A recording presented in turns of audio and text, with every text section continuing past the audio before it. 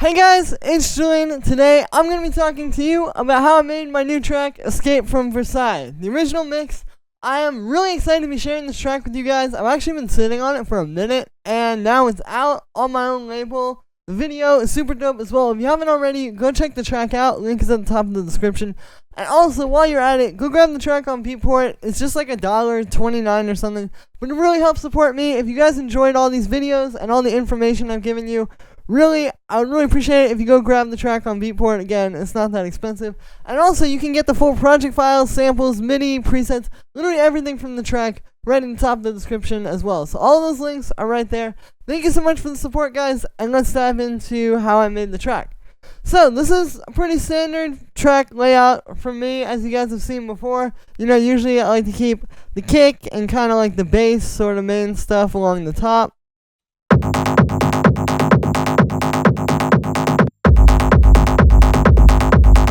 Then we have like the percussion, actually the synths, and then all the other stuff. So I'm gonna run through it, but yeah, it's all organized pretty nicely. I think right off the bat, that's gonna help you to be able to go back and work with your track a lot easier, you know. But the first thing up here is going to be all of the bass stuff.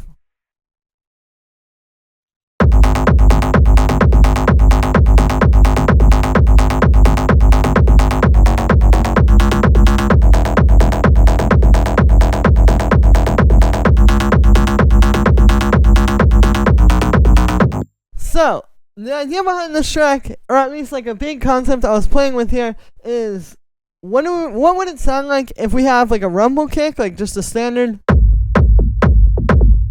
right? Like just nice punchy 3-layer. We have our quick layer, which has got some saturation, and then we have our rumble. So what would it sound like if we had that kick? We also have, you can hear this nice little like groovy thing. That's just a kick with a bandpass filter on it. And then if we combine that with the rolling bass that you hear in a lot of these kind of tracks, right? Like this is super popular right now. But then what if we took it a step further, and usually the rolling bass is just playing one note. What if the rolling bass was playing a chord progression? And so that's essentially what's happening here. And so yeah, it's really just about like getting your rumble kick sounding really good. Like this needs to work on its own. Right? Like that could even just be the track on its own, right? And then you lay the bass, the rolling bass on top of that. Because if you start with the rolling bass, I think it's going to get a little bit messy. You really just want to make sure like the rumble kick is all good, and then you can move up. But then for the rumble bass, that's made using Anna. I'm pretty sure this was just like a preset that I tweaked. But then here's the actual chord progression. And then what's happening is this progression is playing off of what the lead is doing. Like they're working together.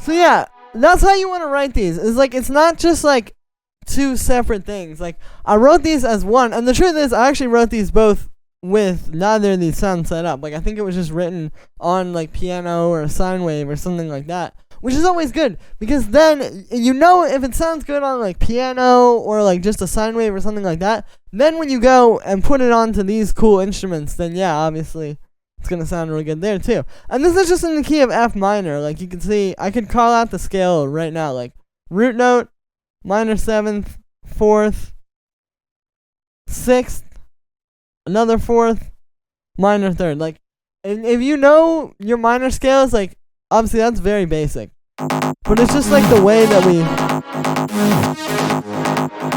kind of work with it and make this big, like going all over the place chord progression. And that's just got a bit of a high pass.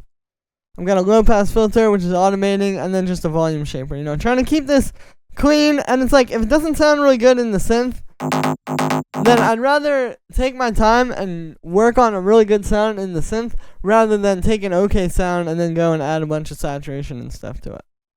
So then we have the lead. Now this is made using my patented lead technology. Essentially the technique here is we have one that's just playing everything. Right, that's like our main synth. This is just an Anna sound that I tweaked a bunch.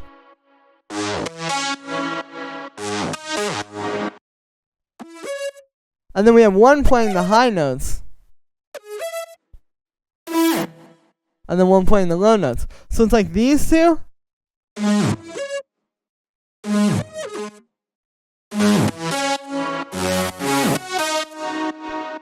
And then they just fill out that lead so nicely. Like, I find this to be the thing that really animates the lead because it's kind of like making it more dynamic. You know, you're hearing that main sound, but then the call and response between the two layers is really nice. And I think it just adds something that you aren't going to be able to get otherwise, that you can't always quite put your finger on, but it's going to make a huge difference.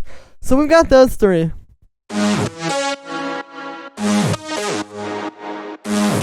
And then these other layers in here. So this is just a MIDI track, which has all the MIDI from this first one.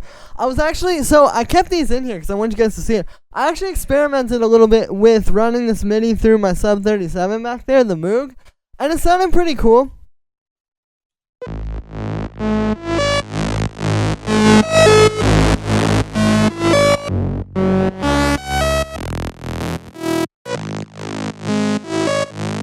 You see, this one got even crunchier. It was on the duo mode, so I was getting some kind of cool sounds in the synth there.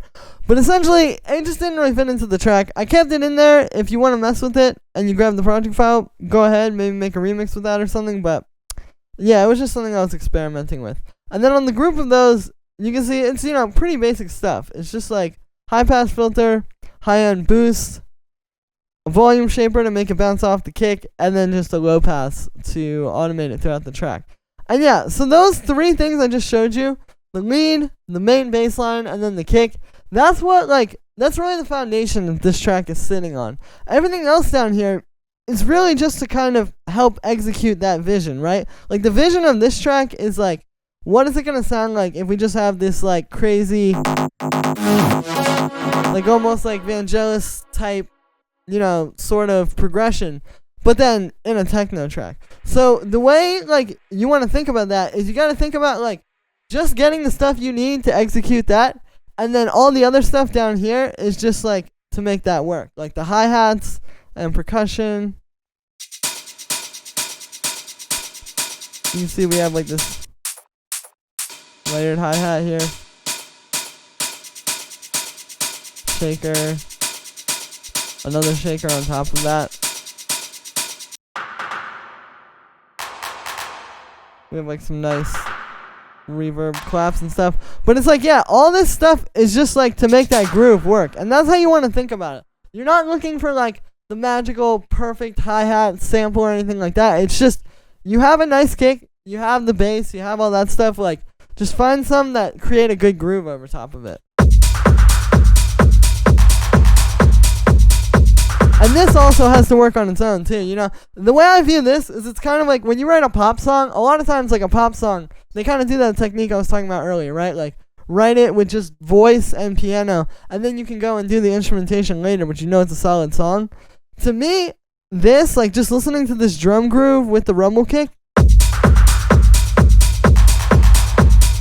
it's kind of like the techno version of that, right? Like, if this doesn't work, the rest of your track isn't going to work. And this needs to feel like hardcore like this, you know? You need to be able to solo these things, and they're really good. And then I guarantee you the lead and the bass and all that stuff will fit on top of it. But yeah, you have to like get these down, and then this is all kind of like the foundational elements that like have to work. But then we also have, like I said, like the lead and the bass, and then the way those are interacting with the kick. That's also kind of a foundation for the track. So it's all about, that's how you want to think about it. It's like, is this element a main thing, or is this element just helping to execute that main thing really well. And kind of like how everything can fit together. And then I also have like a ride. This pad, which is just this ana preset that I tweaked a bunch. So the chord that this is playing is just actually a pretty basic F minor chord. Right? It's just, yeah, F minor triad. And then I have a root note and a fifth added on top of that. And that's just got a bit of automation on it as well. And then the only other stuff down here is really just effects. You know, again, it's a very simple track, but it's effective, and I think it's powerful for what it is because the main elements really stand out.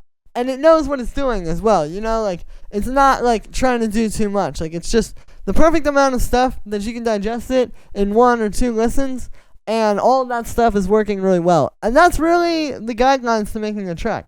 So yeah, that's going to be it for this one, guys. I hope you enjoyed. As always, make sure to like this video as well as subscribe. And let me know what you think of this video in the comments. Like I said in the beginning, you can get the full project files, samples, MIDI, presets, everything like that from this video is available right at the top of the description. And if you're a patron on my Patreon, check there because it's already available.